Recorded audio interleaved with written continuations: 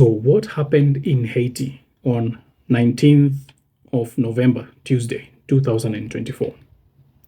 Two major things happened in Haiti. One, there was a foiled attack by the Viv Ansanm against Petionville in Port-au-Prince.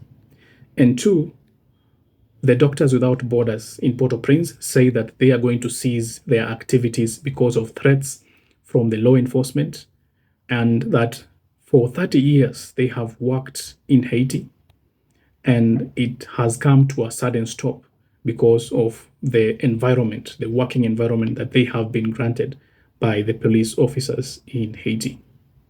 But let us start with the first one. Barbecue's Viv Ansanm. Barbecue is not just the leader of the G9 family plus allies. Barbecue is also the leader of the Viv Ansanm. The Viv Ansanm is a coalition of many gangs together. They are not unified under one gang. It's just a coalition of many gangs that have one leader. That is Jimmy Cherizier, aka Barbecue. Now, Barbecue went to social media just recently, and he released a statement saying that he is going to attack Petionville.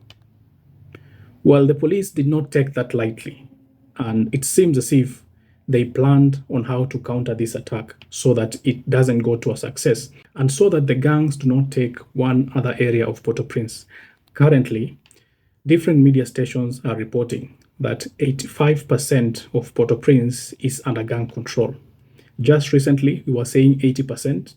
Now we are starting to talk about 85%. That means that the gangs are really coming close to taking the entire of Port-au-Prince. Well, and this is coming just a few days after there was an attack against planes from Port-au-Prince, making the Toussaint Louverture International Airport, the main international airport of Haiti, to close down for the second time in 1 year.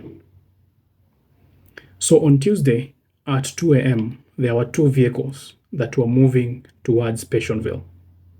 And these two vehicles had gang members going to take over Petionville, armed to the teeth. It seems the police had a hint that there were two vehicles going to Petionville that had gang members and that they were going to orchestrate what Barbecue had planned. Well, these two vehicles, a bus and a truck, were stopped midway before they reached their destination, and the police officers opened fire at the gang members. They ended up killing 10 gang members right on the spot. Now that is where the people came in. The people of Petionville, the people who live around those neighborhoods, say that it is not possible for these people to come into our neighborhood and make us to leave this neighborhood. In fact, statistics have it that more than 20,000 people have been rendered homeless just in the past 4 days in Haiti because of the increase in violence from the Viv Ansanm. So the people of Petionville were not going to let that happen, and they joined the police officers in fighting the gangs. So the gang members that tried to flee after the assault by the police officers were tracked down with the assistance of the citizens of Port-au-Prince, of the citizens of Petionville. Now this is a very important gesture, but it is not something unusual. Just from last year, different neighborhoods in Haiti started forming vigilante groups known as Boakale. And these vigilante groups have been hunting down people who are associated with gangs, and they have been burning them to ashes. That is their way also of responding towards the violence that is happening in Haiti. So whenever they feel that, or they have evidence that someone is participating in gang violence, that someone is part of gang membership, they go and act, they track you down, they get you, then they burn you just by the road. That is exactly what they did to these gang members that were fleeing in the communities after they were attacked by the police officers. They tracked them down with the police officers, and after they tracked them down, they bundled them together and they burned them with tires piled on top of them.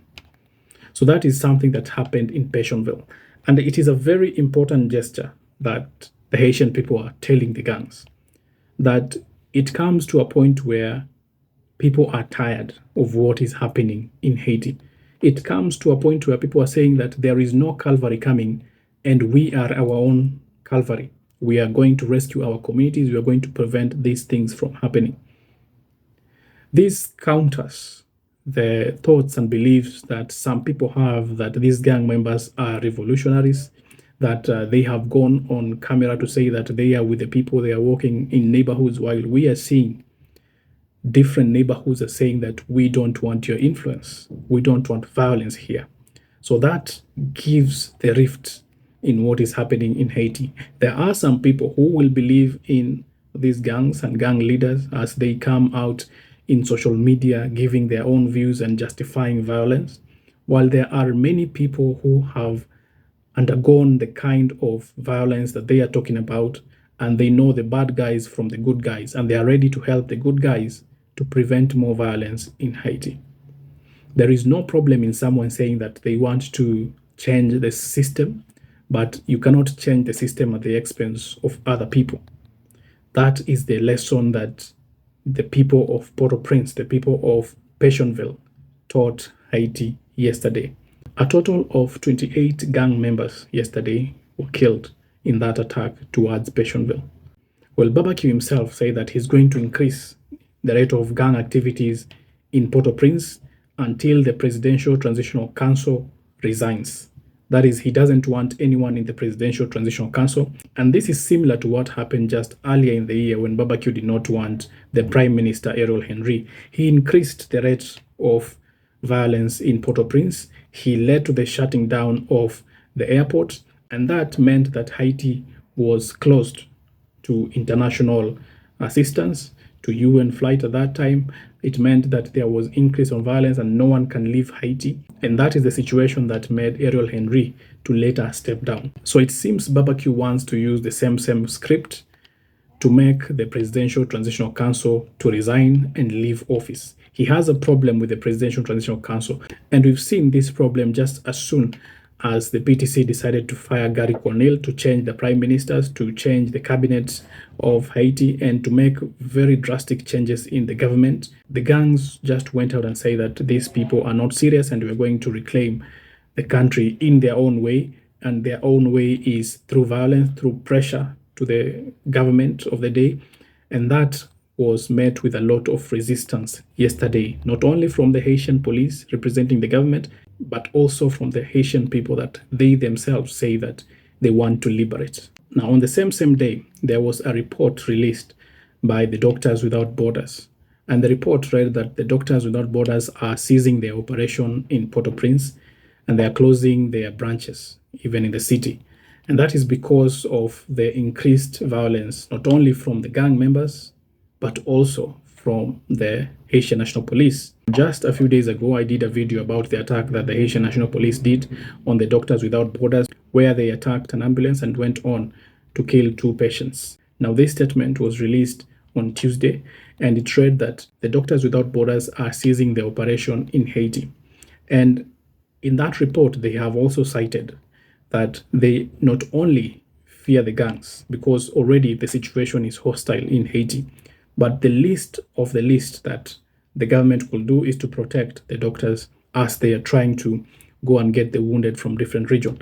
Now they are saying that even the protection from the government is lacking and that they cannot operate under these circumstances. These are doctors who have volunteered to go into these harsh places so that they can save lives. Now, they don't really discriminate on who they save. That is very important to note.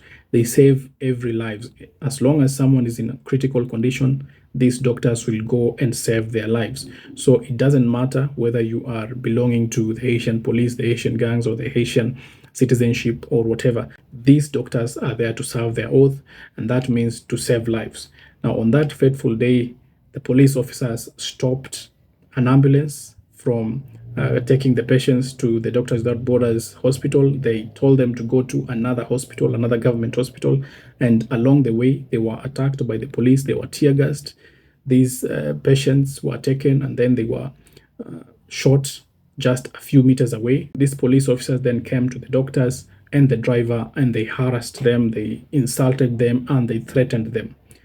Also, they committed physical assault against these doctors. So they are saying that the situation is hostile, and they continued to receive threats from the police officers, and that made it very, very difficult for them to operate in Haiti, because on one side they are escaping the wrath of the gangs, and on the other side they are also avoiding interactions with the police officers who have said that they will conduct heinous activities against them. So that means that Port-au-Prince is left without one major medical response team that will save the lives of many, many Haitians. And this is very, very critical, because we are talking about people who will literally go and make people live in Port-au-Prince and to rescue their life. They have rescued very many people, 30 years of service in Haiti. And just on Tuesday, they say that they are going to cease the operation in a sad moment where they say that it should not have gone to that level. They should not have been taken to that kind of a situation to make that decision, but they have to protect the lives